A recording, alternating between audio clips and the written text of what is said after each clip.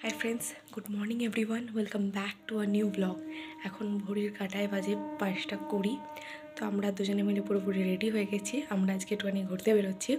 কোথায় যাচ্ছি না যাচ্ছি সেটা তোমরা ব্লগটা কন্টিনিউ দেখলেই দেখতে পাবে। তো চলো, ব্যাগটা পুরো গোছানো কমপ্লিট। আমিও পুরোপুরি রেডি হয়ে গেছি, দেখতে পাচ্ছ পুরো একদম প্রোটেকশন নিয়ে নিয়েছি। এখন জাস্ট বেরোনোর পালা। চলো, ব্লগটা তোমরা দেখতে থাকো। প্রায় 3-3.5 বছর পর আমরা দুজনে ফাইনালি কোথাও একটু দূরে কোথাও ঘুরতে যাচ্ছি। এর আগের বারে গেছিলাম 2020-তে, লকডাউনের মানে আগেটাতেই। তারাপীঠ, বক্রেশ্বর, তারপরে দেওঘর, শান্তিনিকেতন গেছিলাম, বাট ওখানে তখন লকডাউন ঘোষণা করে দিয়েছিল, করোনার টাইম ছিল। তো সেভাবে কিছু ওখানে মানে ঘুরতেই পারিনি, গেছিলাম জাস্ট বাইরে থেকে দেখে চলে এসেছি, সেভাবে কিছু ঘোরাও হয়নি। আর তারপরে এই মানে হঠাৎ করে শনিবার দিন রাত্রিবেলা তোমাদের দাদাভাই এসে বললো যে এরম একটা জায়গায় ঘুরতে যাবো ভাবছি, তুমি কি যাবে? ফার্স্টে তো আমি সত্যি বলতে বিশ্বাসই করতে পারছিলাম যে একটা হঠাৎ করে সাডেন মানে এক রাত্রির মধ্যে পরের দিনই বেরোবো, যেহেতু তো একটু বিশ্বাস করতে একটুখানি প্রবলেমই হচ্ছিলো। তাই একটু একটু দোনোমনো করছিলাম যে কি হবে না হবে। তারপরে তোমার দাদাভাই বললো যে চলো, কিছু হবে না, মাঝে মাঝে একটু ঘুরে আসাও দরকার, একটু রিফ্রেশমেন্ট তো মানুষের দরকার। তো সেই হিসেবেই এতদিন পর আমরা দুজনে মিলে মানে বললাম না আগে যে মা বাবার সাথে মানে একটা ফ্যামিলি ট্রিপ হয়েছিল, বাট আমরা দুজন কোথাও যাইনি, বাট আমরাই প্রথম দুজন মিলে এতটা দূরে বাইকে করে যাচ্ছি। তো তোমরা কি কিছু গেস করতে পারছো যে আমরা কোথায় যাচ্ছি? যদি গেস করো তো অবশ্যই ঝটপট এখনই কমেন্ট সেকশানে কমেন্ট করো। ভিডিওটা কিন্তু শেষ অবধি দেখে কমেন্ট করবে না যে আমরা কোথায় যাচ্ছি, তার আগেই কমেন্ট করবে। তো মোটামুটি প্রায় অনেকটা রাস্তায় চলে এসেছি, আর কিছুটা তোমরাও আস্তে আস্তে জানতে পারবে যে আমরা কোথায় যাচ্ছি। সেইভাবে মানে কি বলবো, তোমাদেরকে বলাই হয়নি যে কোথায় যাচ্ছি না যাচ্ছি। আমিও ভাবলাম থাক, সাসপেন্সটা একটুখানি ক্রিয়েট করাই থাক। আমরা যেখানে যাচ্ছি সেখানে গেলেই তোমরা জানতে পারবে যে আমরা কোথায় যাচ্ছি। আর সেইভাবে ওখানে কোনো হোটেল বুকও করা হয়নি, কারণ একটা রাতের মধ্যে সমস্ত কিছু ডিসিশন নেওয়া হয়েছে যাবো।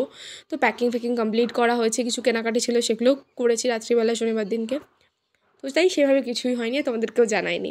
তো সারপ্রাইজ একদম ভিজিট। তো ব্লগটা তোমরা কন্টিনিউ দেখতে থাকো, তাহলে জানতে পারবে সমস্ত কিছুটা। এতক্ষণে নিশ্চয়ই তোমরা বুঝে গেছো আমরা কোথায় এসেছি। তো আমাদের হঠাৎ করেই প্ল্যান হয়েছে দীঘা আসার। তো একদিনেরই ট্যুর, সেরকম মানে 2-3 দিনের নয়। সকালবেলা বেরিয়েছি, এখানে বাজে কটা ঢুকলাম 9:45 এরকম টিফিন করতে। সেই সকালবেলা মানে ভোরবেলা বেরিয়েছি, ঘুম থেকে উঠেছি, প্রচণ্ড পরিমাণে খিদে পেয়েছে। খাওয়া দাওয়া করে তারপর সমুদ্রে যাব।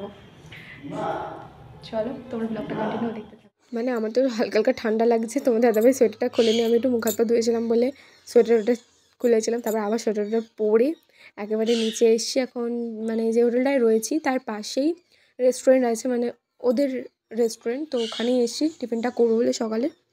তো তোমাদের দাদাভাই পুরি আর তরকারি নিয়েছে, আর সাথে নেওয়া হয়েছে ধোসা। তো চলো ঝটপট খেয়ে নিয়ে তারপর কথা বলছি। এখন সমুদ্রের ধারে যাচ্ছি, খাওয়া দাওয়া মানে টিফিন কমপ্লিট হয়ে গেছে। এখন চলো একটু সমুদ্রে ঘুরে আসি। তোর দাদাভাই স্নান টান করবে, আমার ওসব কিছু প্ল্যান নেই। চলো।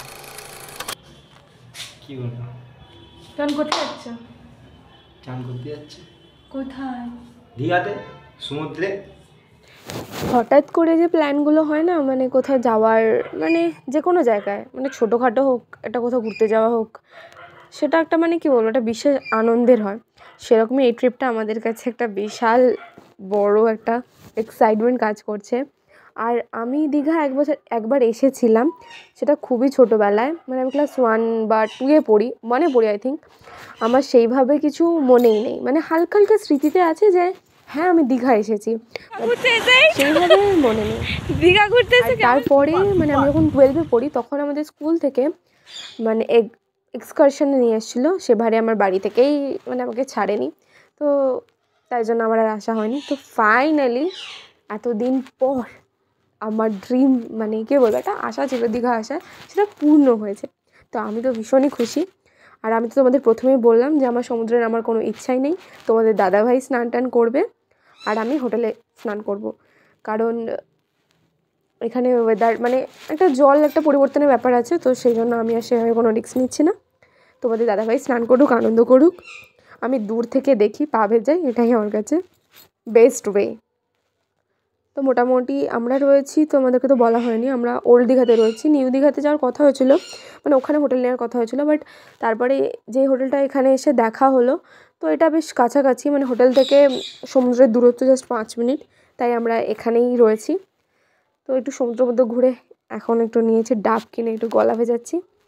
তো চলো ডাব টাব খেয়ে দিয়ে স্নান টান করে তোমাদের দাদাভাই আর আমি রুমে উদ্দেশ্যে যাব। আর ভিডিওটা আর লং করছি না, এখানেই ভিডিওটা এন্ড করছি। নেক্সট পার্ট নিয়ে দীঘার তোমাদের সাথে খুব শীঘ্রই দেখা হবে। আর ব্লগটা যদি তোমাদের ভালো লাগে কোথাও কিছু, অবশ্যই লাইক কমেন্ট শেয়ার করো, আর সাবস্ক্রাইব করতে অবশ্যই ভুলো না। তো আজকের মতো টাটা, সবাই ভালো থেকো, সুস্থ থেকো, আবার দেখা হবে নেক্সট ভিডিওতে।